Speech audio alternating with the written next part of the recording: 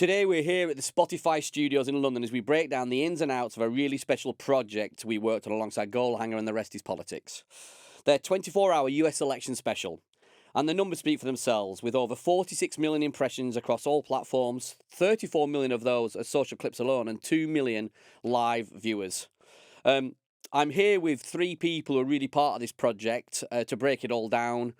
First off, I'm going to start with Dom. Dom from Goalhanger. Welcome on board. Thanks for having me. When the US election came around, there was this internal conversation at Goalhanger around, what content you wanted to create and the narrative that you wanted. Because ultimately, at that point, the podcast itself had started to turn into quite an animal. How did you think that through? What were your thoughts around what you wanted to do? How did it come about, this idea? So yeah, as you said, Ed, we did the UK election for Channel 4, where we essentially lent our talent in Rory and Alistair to the show where they were on with people like Emily Maitlis. And then the US election came very quickly around the corner. The UK one was in July, I believe, and then the US one was in November.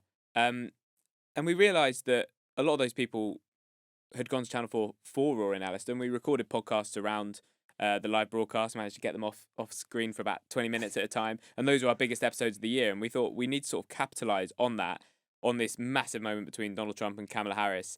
And in the same way that there's a World Cup coming up, we thought the best way to do that would be to do our own show, Alistair hosting it. Rory flew across the world from Australia to be there, and to bring in just sort of cast the characters from within the Goalhanger network and make it our own show.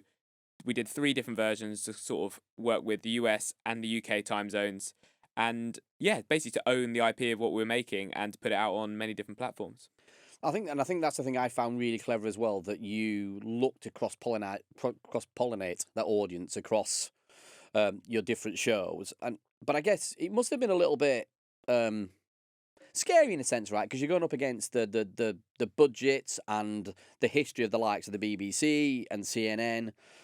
How did the realisation come to you that ultimately you could shape something that would essentially compete with the traditionalists in the industry?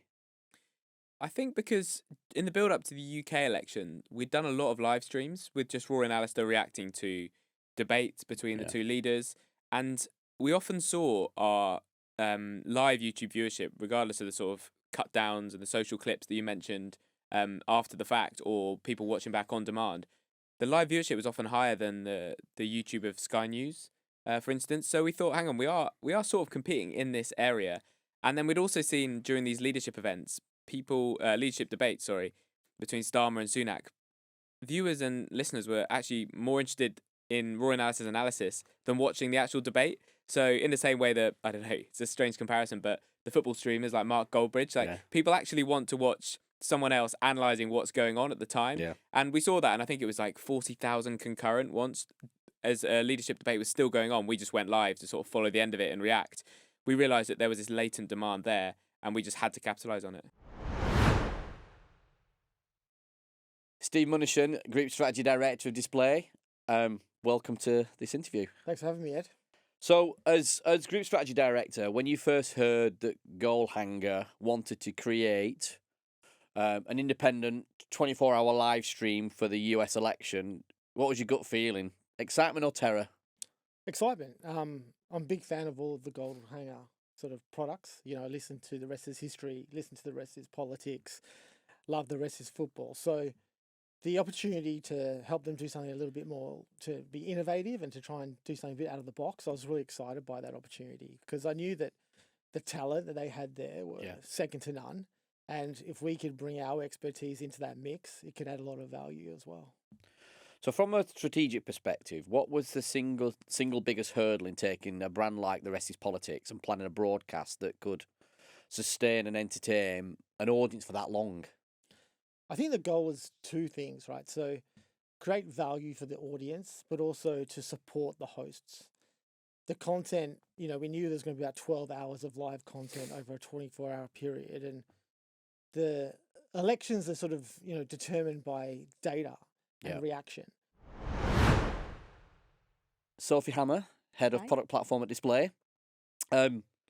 So let's jump straight into this. So 2 years ago now, US election. So when you first I can remember this now as well. When you heard the ambition that we were going to do a 24-hour independent election stream, what was your gut feeling, just generally, but also from what that was going to mean for you from a product and a delivery perspective?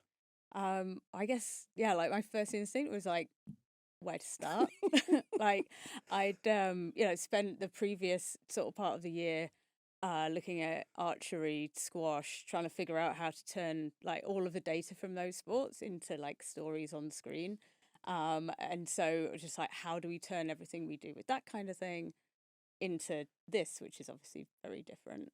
And also like potentially it's a lot. Like you look at the BBC, you look at rolling news coverage of elections, and you think, oh, we can't do that. So let's like how do we figure out what we do that's different? It's a little bit different from me saying, yeah, it'll be fine when I was chatting to Tony.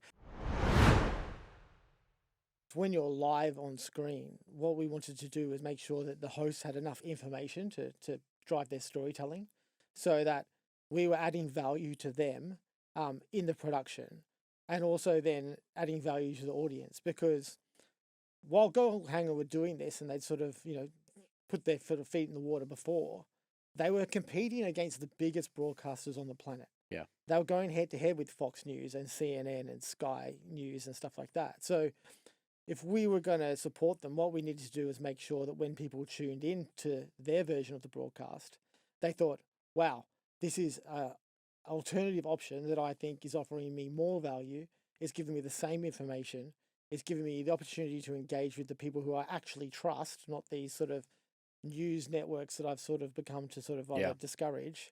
So if we could give them all those tools and sort of bring that sort of feeling to the broadcast, I think we'll be doing our job really well, and we'd be supporting what is a great company do great content. I guess the way we look at it, and I know you do too, is like traditional election coverage can often leave the audience feeling like a spectator. They don't feel like they're invested in it. They're not leaning into what they're seeing. So how did you think about how you wanted this coverage to come together for the US election? I think with the viewers in mind, it was some of the work that we did with Dizplai and other companies around this was we wanted to bring them alongside it because YouTube live streams, a massive, massive part of it is actually the interaction with the comment section. And we didn't want it to just be a sort of Twitch stream where Roy and Alistair were just reading out comments and responding to them. But it gave the hosts, so we had Dominic Sambrook from The Rest is History, we had Marina Hyde from The Rest Entertainment, we had Anthony Scaramucci from The Rest is Politics US, and a rotating cast of characters like the former ambassador to the US. And traditionally, this kind of coverage around an election is a one-way broadcast. Why was it a core strategic goal to build something where the audience actually influenced the production in real time? To be honest, it wasn't like we didn't look at it as a broadcast. There are podcasts that does video, and they do it really, really well, and they are a community, right? So we're not looking at them as like, didn't look at TV at all in the way that we thought about it. We're like, you have this amazing community of people who are very passionate about hearing your opinions and participating. How do we build a community program? How do we use live to make them feel seen and heard within that sort of scenario? So, like, the broadcast TV thing, like when we were doing the planning, when I was thinking about how the whole thing could work, I didn't even think about that at all. I thought, me as a person that enjoys their content, what would I want from it? And started, like I think Sophie mentioned the spreadsheet. The first thing I did was build a spreadsheet. What would I want as a viewer or a listener to be able to do? So I guess this was a meaningful step up from managing client requests to becoming a genuine co-creator, because obviously we co-produce this with Goalhanger. How did you find that shift change from, like I said, being used to getting requests to ultimately being part of the team ultimately that's going to decide what this whole thing looked like? Yeah, so usually when we get a client request, we're as much as we try and sort of elevate what they want to do and like sort of bring our own expertise to the project, like we are ultimately sort of responding to a very specific brief. Whereas this, like the scope was a lot more sort of wide open. We could take to it what we knew would work better in this kind of environment and this kind of thing that we were trying to achieve. You know, rather than somebody say, "Oh, can you just make it look like CNN?" You know, we were like, "Well, these are the things that we think are going to work really well for this kind of show that we're making." Leaving like the guys at Goalhanger to do what they do best,